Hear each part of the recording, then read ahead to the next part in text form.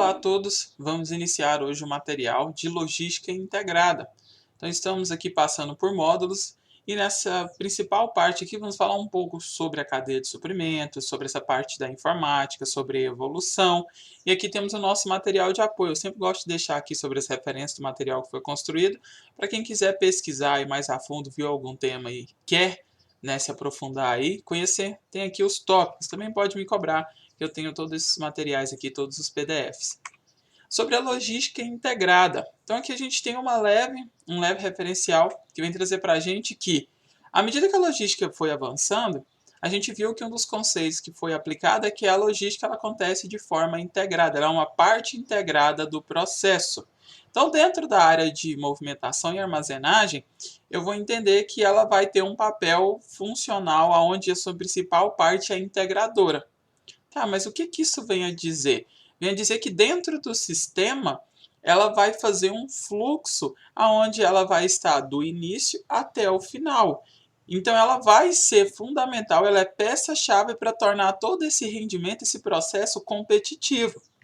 Para você compreender melhor ainda, se você não tiver pegado a ideia disso, é que ela vai manter o fluxo rodando e ela vai evitar perdas, ela vai garantir que você tenha um melhor desempenho, ela vai te auxiliar em todo o processo para que você possa obter o melhor resultado. Então, o melhor resultado na entrega, o melhor resultado no abastecimento, o melhor resultado no layout produtivo, o melhor resultado em todos os âmbitos, tanto em questão financeira como em questão de qualidade também na visão do cliente. Então, se o produto chega para ele em todos os seus conformes, de todas as maneiras que ele pediu, né, seria um defeito, seria um estrago, então ele vai ganhar. Isso, consequentemente, também pode se tornar um empecilho. Ou seja, se você faz uma compra do melhor material possível, se você faz o melhor processo produtivo, mas você peca na hora da entrega, significa que todo o resto foi em vão. Porque a pessoa, né, o cliente, que é o seu maior responsável por feedback de qualidade e, claro, responsável também até pelo funcionamento da empresa, ele não ficando satisfeito, ele não vendo valor naquele produto que ele comprou, ele não volta para comprar de novo. Então a logística ela vem garantir que esse produto que já foi feito pensando nos mínimos detalhes em todas as etapas do processo, ele venha justamente chegar para o cliente da melhor maneira. E aí a gente pensa hoje também na questão da tecnologia do e-commerce, falando aqui um pouco. Você tem as empresas, então você pode comprar o melhor produto que tem, mas se você escolhe um sistema de apoio de entrega ruim, a chance de você receber essa mercadoria danificada ou com problemas ela é alta. E isso aí vai gerar enormes transtornos que vai ser justamente um passo extra que não precisava ter. Então as empresas começaram a pensar ou numa logística própria, ou até mesmo começar a cobrar esse frete para que ele venha por uma empresa ou por um sistema que eles confiem que garanta que o produto dele chegue sem problema. Porque senão a empresa não vai vender, porque por mais que o cliente saiba que o produto é bom, a entrega não é. Então ele vai chegar estragado. Mas claro, isso a gente está falando pensando num sistema simplificado que já roda. Mas a logística ela teve as suas evoluções. Ela teve que evoluir muito até chegar aqui. Então, no nosso material que eu peguei para trazer para vocês, ele cita 4 pontos de mudança. O primeiro ponto de mudança da logística foi quando eles começaram a ver que as estradas, os comércios, esses locais mais distantes podiam ser alcançados. Ou seja, começou só a desenvolver as ideias dos modais. Tá, eu não consigo vender para a cidade vizinha. A partir de um momento eu consegui. A partir de um momento eu consegui ir até a capital, comprar esse material e revender. Então começou-se, né, essa parte de rede aí, de rotas. Então isso tudo foi uma enorme evolução. Eu não tenho aqui, mas eu posso buscar em outro lugar. O que você já tem hoje, que você já tem um sistema de frete e tudo mais, ele veio lá do início, ou seja, nem sempre foi assim. É bom eu começar a entender isso, porque foi se agregando valor à logística à medida que ela foi evoluindo. Então, se a gente pensa há muito tempo atrás, as redes e as rotas, essa parte de livre comércio, hoje você consegue comprar um produto aí pela Shopee, pelos outros aplicativos aí, pelo Wish, vem direto do Japão, vem da China, e você espera aí coisa de 30, 90 dias ele chega. Se você for pensar 600, 700, 800 anos atrás, isso talvez nem era possível. Então, é bom a gente pensar e ver o quanto evoluiu. A segunda revolução que ele vem falar para a gente é sobre a questão do sistema de comércio. Hoje a gente tem a bolsa de valores, todo mundo culpa o dólar, todo mundo fala, nossa, o dólar está muito alto, a nossa moeda é desvalorizada. mas nem sempre a gente tinha um mercado de crédito, a gente não tinha essa utilização de moeda confiável, então a gente não tinha um sistema de câmbio confiável. Então isso, quando foi estipulado, ficou melhor ainda, porque agora eu tinha um peso maior, eu tinha uma determinação maior, uma confiança mais legal para o mercado, né, internacional. Então eu não me preocupava se esse dinheiro, né, ia valer lá, mas e esse dólar, será que vale alguma coisa? E esse real, como que vai funcionar? É $1 por R$ 1? Qual que é o peso? Qual que é o câmbio? Qual que é a taxa de ponderação nisso aí? Qual que é o peso que ele tem? Então isso tudo foi muito importante para que o comércio pudesse se estabelecer. E, consequentemente, isso foi muito importante para a logística também estar trabalhando dentro disso. Mais à frente, a gente vem com a terceira revolução. Essa daqui ela é mais conhecida, ela é até mais estudada, eu creio que a maioria já tenha conhecimento dela, que ela vem muito com a questão da administração, com a parte da engenharia de produção, que é lógico que é a revolução industrial. Você começou-se a ter o layout, né, a linha de produção. Então começou-se a ter o Fordismo, começou-se a ter o sistema de Toyota de produção, veio-se o estudo de administração, estudo de tempos e métodos, aquela coisa de que a forma de fazer importa, você trazer esse material mais para perto, desenhar um modelo, desenhar uma linha, um fluxo de processo, tudo que já se é aplicado muito, né, muito aplicado mesmo nas empresas hoje, metodologias como a qualidade total, os estudos de Feigenbauer, que a gente tem as ferramentas, né, Ishikawa, tudo isso foi o ápice devido ao estudo aí da revolução da logística, que culminou, claro, para a nossa quarta etapa. Então aqui eu queria citar que a administração, a engenharia, tudo isso, ela deu assim um boom enorme, que foi na hora que eles começaram a perceber sobre isso, capacidade produtiva, e com a capacidade produtiva entendeu-se também a questão de competitividade. E é claro, veio-se a quarta evolução. Entende-se aqui que ela foi uma sucessão de consequências. A primeira que a gente teve, a questão da tecnologia, né? A tecnologia ela veio sendo aplicada muito forte devido a essa revolução industrial. Hoje a gente tem chips, a gente tem máquinas, a gente tem tudo isso setado, padronização, e veio o ISO, e veio normas, e veio leis. Então mudou muito. A evolução que a gente teve nos últimos 60, 50 anos na área da produção é inimaginável quanto modificou. Então hoje você tem um sistema integrado aonde você consegue olhar o seu pedido onde é que ele está. Para você hoje é simples. Nossa, que ridículo falar sobre isso, é normal. Mas não era normal, isso não existia até pouco tempo atrás. É uma evolução que você não se deu conta o quão importante é. Começou-se a ter a questão dos polos industriais, e esses polos industriais também eles começaram a não ser tão focados assim mais, porque antes entendia-se com aquela política de fomentação, aquela coisa de se ter um nicho, de se ter um local, mas hoje está meio que difundido. É muito comum hoje com a questão do e-commerce você trabalhar na metodologia Lean, com estoque zero. Ou seja, isso te garante uma competitividade maior porque você trabalha com um fluxo de caixa mais rentável e não tem um investimento tão grande, não tem mercadoria parada. Claro que em alguns modelos a gente vai precisar trabalhando com estoque limite, mas isso são modelos, isso são classes. Então hoje se abriu muito, hoje tem várias metodologias de mercado, a gente tem política, a gente tem automatização, a gente tem essas hierarquias. Então mudou tanto, mais tanto, que a logística ela saiu dessa parte de somente rotas, fretes, questão de peso, moeda, de custo, para ela ser parte integradora da produção e gerar vantagem competitiva e vantagem de produção também. Então, buscar vantagem competitiva é a principal etapa que a logística integrada traz. Ela traz uma eficiência e uma eficácia do processo. Todo mundo quer a utilização 100%. Imagina você carregar o seu celular, está lá falando que ele está 100%, você tira ele, meia hora depois ele descarregou.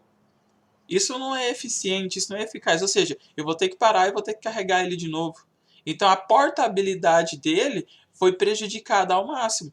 Pensa justamente nesse ponto, onde a logística ela é pensada, mas ela não está alinhada, ela não está correta. Então você vai ter que ficar parando toda hora, perdendo tempo e alinhando novamente. Então quando a gente faz uma programação errada, quando a gente define um fluxo errado, tudo isso atrapalha, ou seja, você perde a sua vantagem de competição, torna-se o seu produto mais caro, abaixa-se o seu rendimento e, consequentemente, tudo isso tem um valor agregado e esse valor não vai ser positivo para você.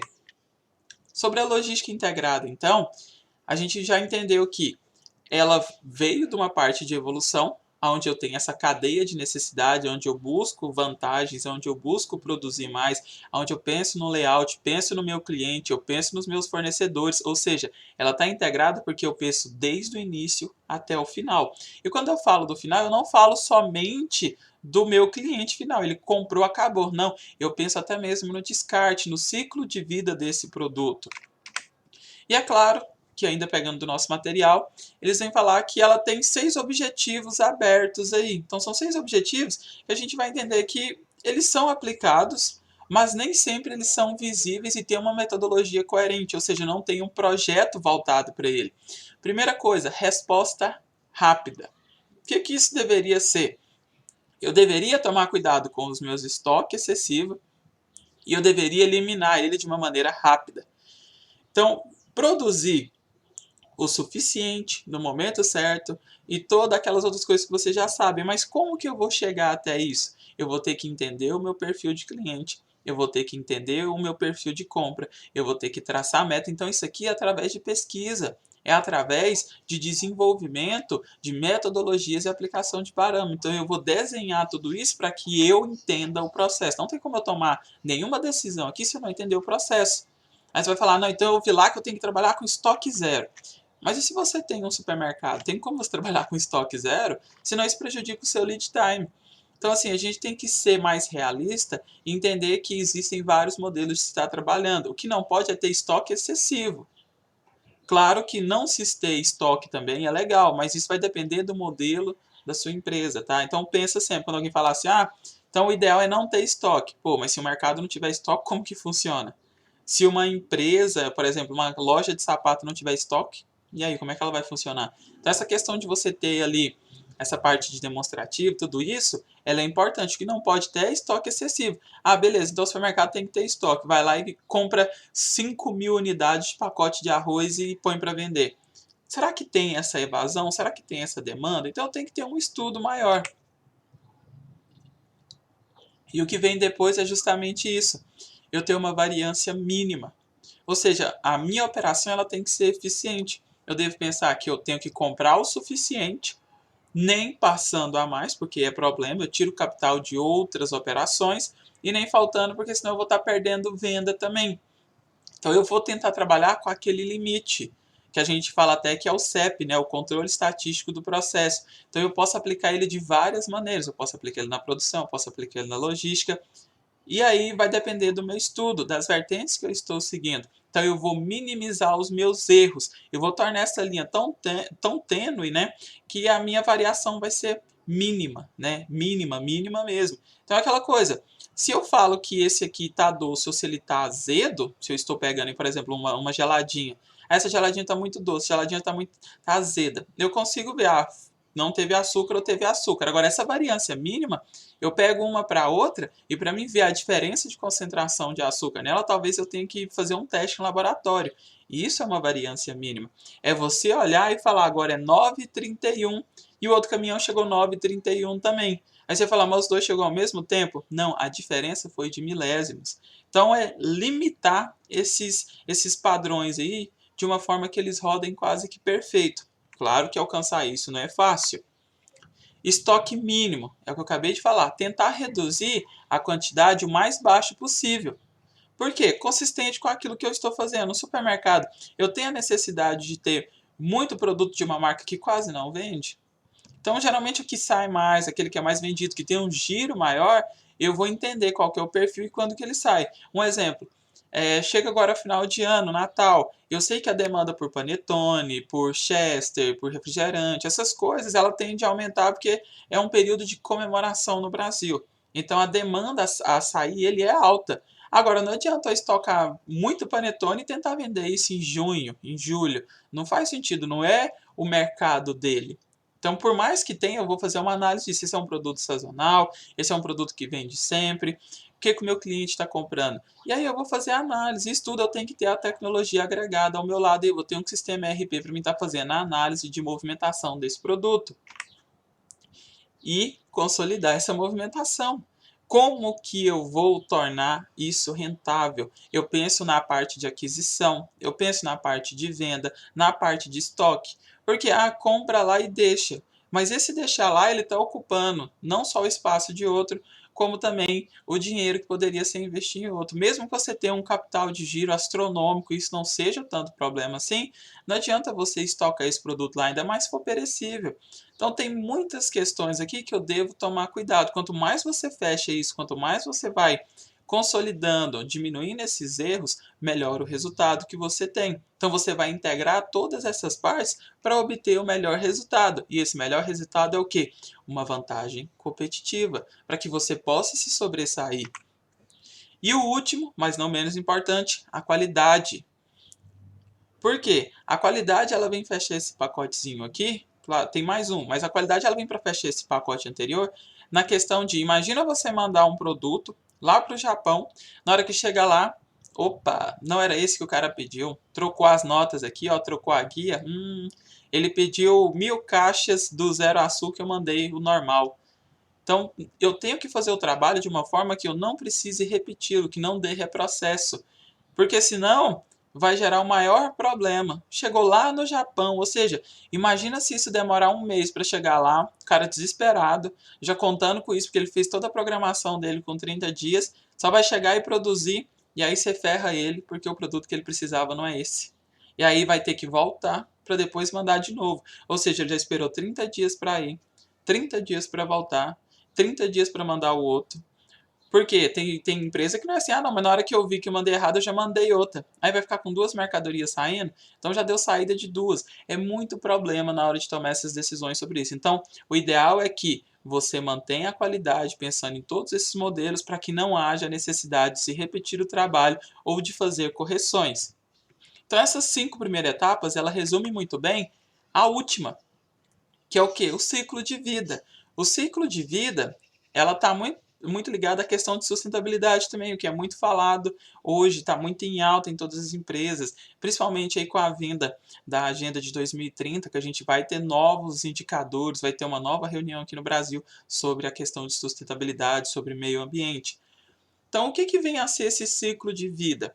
Ele está ligado muito à questão da logística reversa.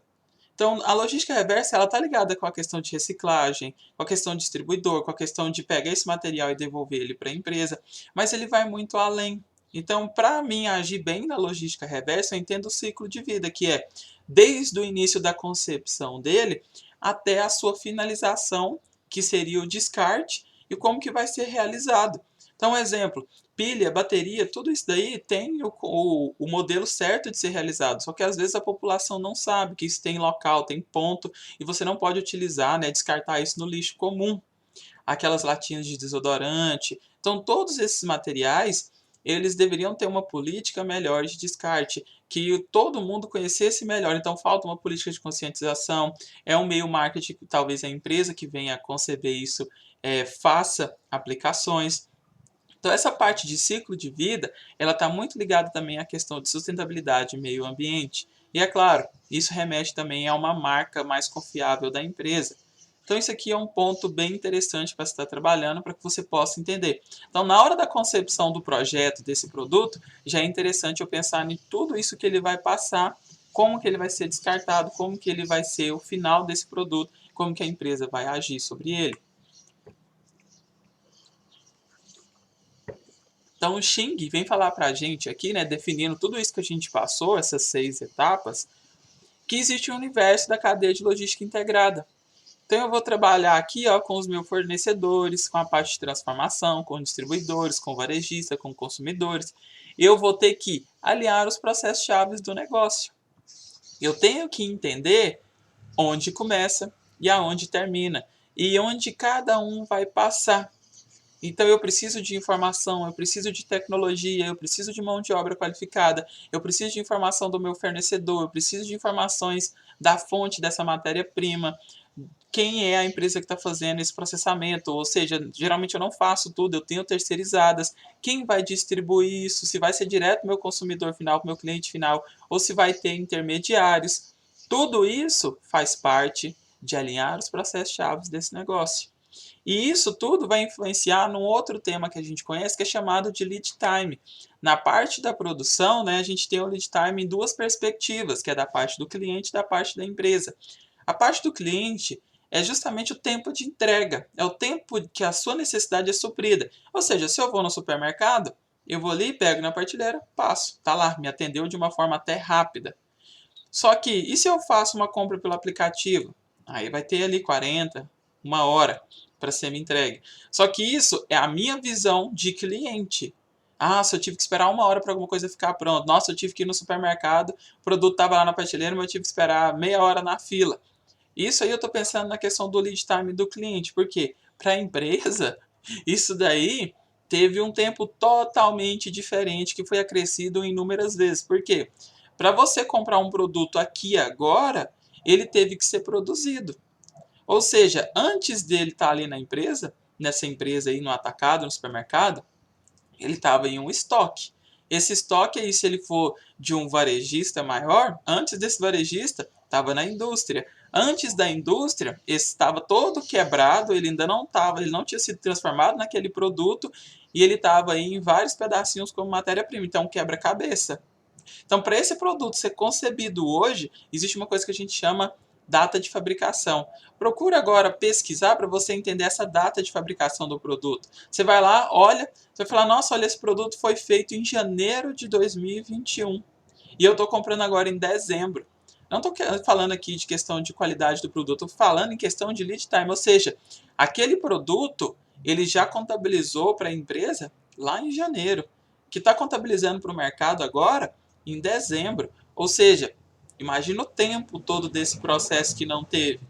Então, tudo isso aí é uma forma de eu pensar melhor, porque talvez esse prazo seja muito grande, ou talvez esse prazo seja muito pequeno. E ainda tem a questão de validade para certos produtos, ou seja, eles têm que ter uma vazão rápida. Então, eu não posso ficar produzindo muito. Então, o lead time ele vai afetar muito isso porque eu tenho duas visões, a da empresa e a do cliente. Então, o cliente nem sempre ele entende todo o processo que aconteceu. Então, para quem quiser ter uma visão maior, começa a observar isso, começa a olhar a data de fabricação, começa a olhar essa questão da validade, só para você entender que por trás daquilo ali, até chegar na sua mesa, ele passou por vários processos. É um quebra-cabeça. Então, antes de você ter o seu refrigerante, você ter o seu arroz parborizado, antes de você ter essa maionese na sua mesa, ela passou por todo um sistema produtivo, ela teve toda uma logística onde ele teve que pensar desde a chegada até você, nesse exato momento, e além, aonde você vai descartar essa embalagem aí, esse produto depois que você reutilizar. Então, a matéria de hoje era mais essa parte de orientação, mais didática, mais explicativa. Espero que eu tenha alcançado o objetivo de passar isso bem para vocês. Qualquer dúvida podem estar me procurando. No mais, vou dar encerrado por aqui. Fiquem todos bem e até o nosso próximo conteúdo. No mais é isso. Muito obrigado.